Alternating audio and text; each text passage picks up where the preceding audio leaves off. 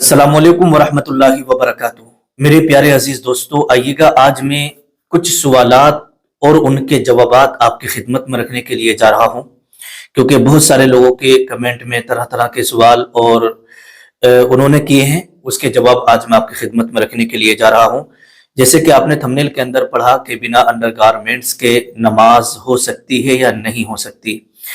मर्द जैसे मान लीजिएगा लुंगी वगैरह पहने हुए है, तहमद वगैरह पहने हुए है और उसके नीचे उसने नेकर अंडरवियर वगैरह नहीं पहना है, फिर उसने ऐसे ही तहमद बांधे हुए, लुंगी बांधे हुए नमाज पढ़ ली, तो उसकी नमाज होगी या नहीं होगी। इसी तरीके से औरत है और उसने अंडर गारमेंट्स यानी बिरा वगैरह या पैंटी वगैरह नहीं पहनी है और बिना बिरा पैंटी के उसने नमाज पढ़ ली, तो क्या उसकी नमाज होगी या नहीं होगी। ठीक है, ये सवाल मैं वीडियो के लास्ट में इसका जवाब दूंगा। उससे पहले कुछ सवाल हैं वो आपकी खिदमत में रख रहा हूं, बड़े ध्यान और बड़ी तवज्जो से इसे आप समाअत करिएगा। पहला सवाल है, क्या सत्र खुल जाने से वुजू टूट जाता है?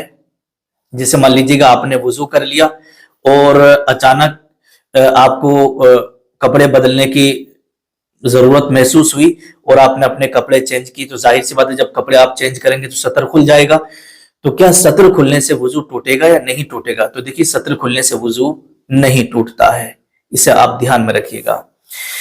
इसी तरीके से दूसरा सवाल है कि टॉयलेट में किबले की तरफ मुंह करके बैठना कैसा है? बिल्कुल मना है, ये जायज नहीं है, क्योंकि किबले की तरफ को आप और हम मुंह करके नमाज पढ़ा करते हैं और किबले का एहतराम और अदब बहुत ज्यादा जरूरी है। अगर हाँ किसी के यहाँ पर देखिएगा, ज्यादातर हमारे इंडिया के अंदर जो टॉयलेट बनी होती है ना घरों में, वो उत्तर और दक्षिण बनी होती है, किबले की तरफ को नहीं होती हैं।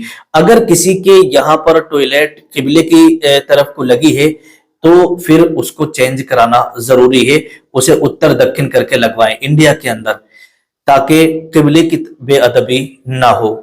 मान लीजिएगा आप रास्ते में जा रहे हैं और आपको ये मालूम है कि इधर किबला है, तो इस तरफ को आप मुंह करके पेशाब वगैरह ना करें।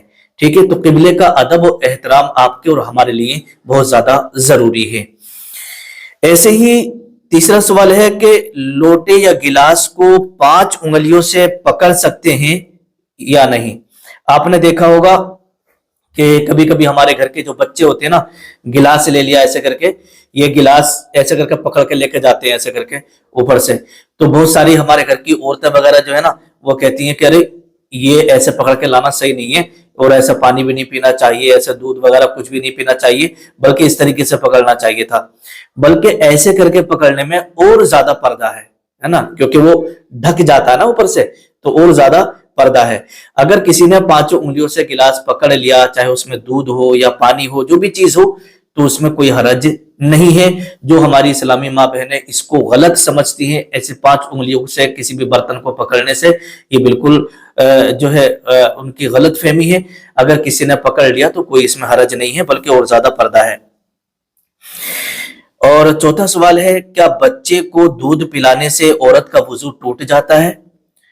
जी नहीं, वुजू नहीं टूटता, बल्कि औरतों को चाहिए, हमारी इस्लामी माँ बहनों को, कि जब भी वो अपने बच्चों को दूध पिलाएं तो उससे पहले वो वुजू कर लिया करें, और वुजू करके जब वो अपने बच्चे को दूध पिलाएंगी तो बच्चे के अंदर नेक सीरत और यूं समझिएगा कि बच्चे के अंदर अच्छी आदतें पैदा होंगी और बच्चा बड़ा होकर के नेक और सालेह मर्द बनेगा और उसके अंदर नेक काम करने के हौसले और जज्बे रहेंगे और दिन का काम करेगा।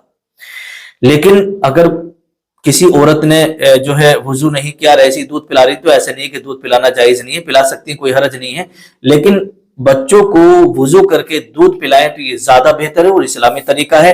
और वुजू करने के बाद अगर बच्चा रो रहा है तो उसको दूध पिला दिया जाए। कभी कभी ऐसा होता है, बहुत सारी हमारी इस्लामी बहनें जो है नमाज पढ़ने के लिए जाती होती है, उन्होंने वुजू कर लिया होता है, उधर बच्चा रो रहा होता है ना, तो बच्चे को वो दूध नहीं पिलाती है कि मैं अगर दूध पिला दूंगी तो बच्चे मेरा जो है वुजू टूट जाएगा, फिर मुझे दोबारा वुजू करना पड़ेगा। अगर आपका वुजू है तो बच्चे को आप पहले दूध पिला दें, उसे खामोश कर दें, रोने ना दें, उसके बाद फिर आप आराम से नमाज पढ़ लें। ठीक है, बच्चा भी चुप जाएगा और आपका वुजू भी नहीं टूटेगा।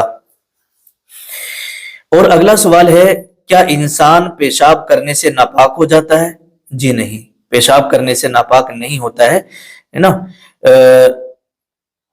ये मसला आप समझ लें देखिएगा, इंसान जो नापाक होता है ना, नापाक होने के लिए कुछ चीजें हैं। जैसे अगर इंसान सो रहा था, उसको एहतलाम हो गया, नाइट फील हो गया, तो नापाक हो गया, उसके ऊपर गुस्ल फर्ज हो गया।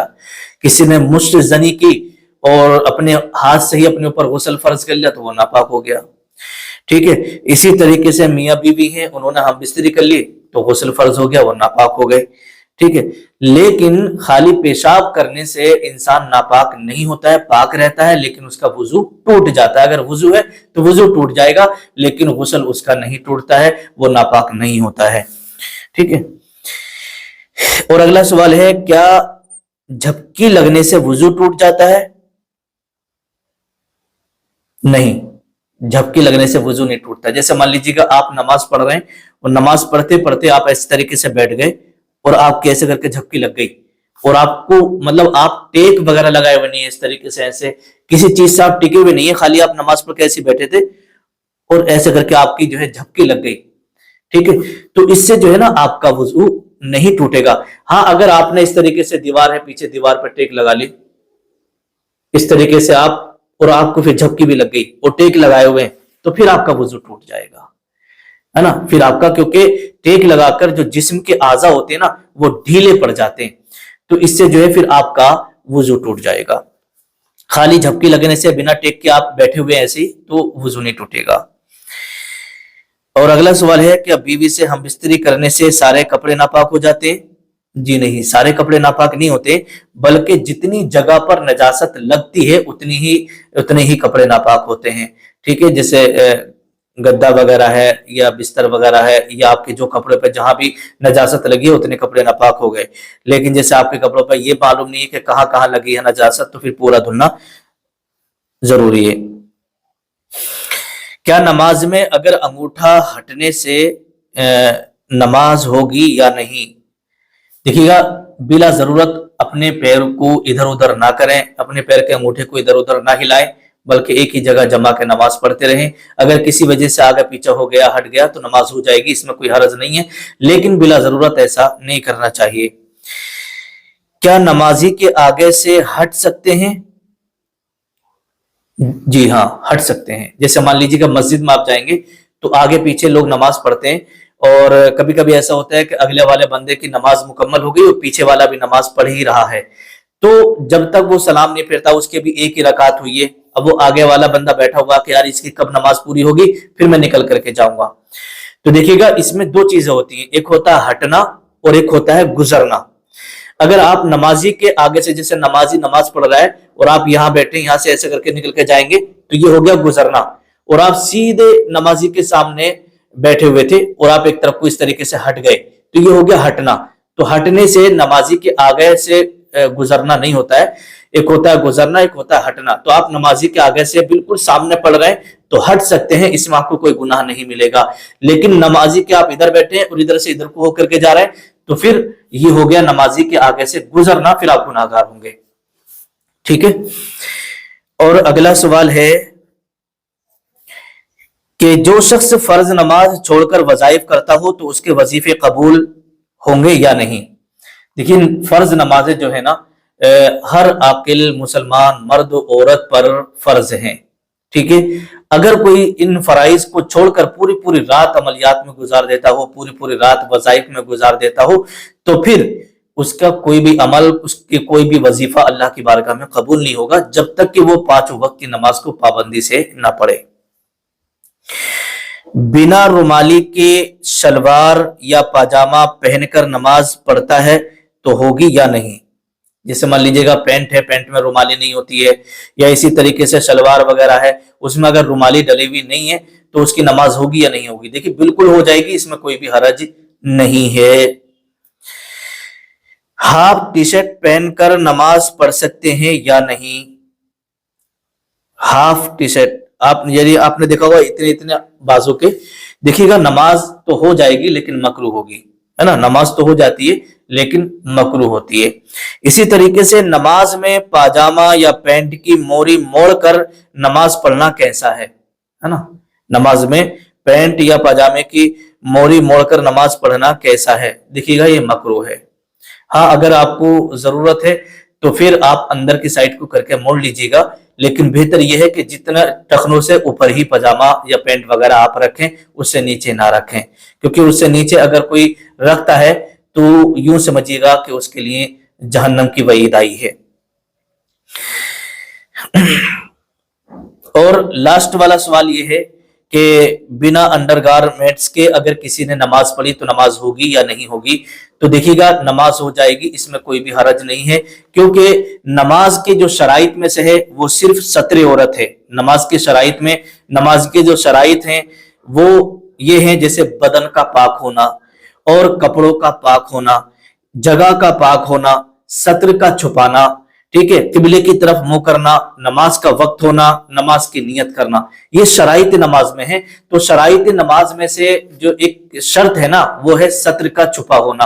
अगर आपने मान लीजिए कुर्ता पजामा पहन रखा है और उसके नीचे अंडरवियर वगैरह, नेकर वगैरह आपने नहीं पहना है, तो तब भी आपकी नमाज हो जाएगी। वो अगर पहने हुए हैं तब भी आपकी नमाज हो जाएगी।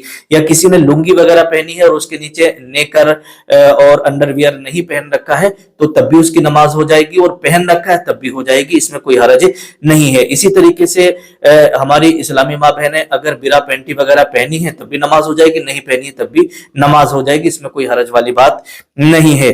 और लास्ट में एक सवाल है कि जिस बिस्तर पर हम बिस्तरी की जाती है वो पाक रहता है या नापाक हो जाता है? देखिएगा, जिस जगह पर जहां जहां पर भी नजासत लगती है उतनी जगह जो है नापाक हो जाती है, उतना बिस्तर नापाक हो जाता है। उसका जो है आप अपने एतबार से उसको साफ कर लीजिएगा, धुल लीजिएगा, ठीक है।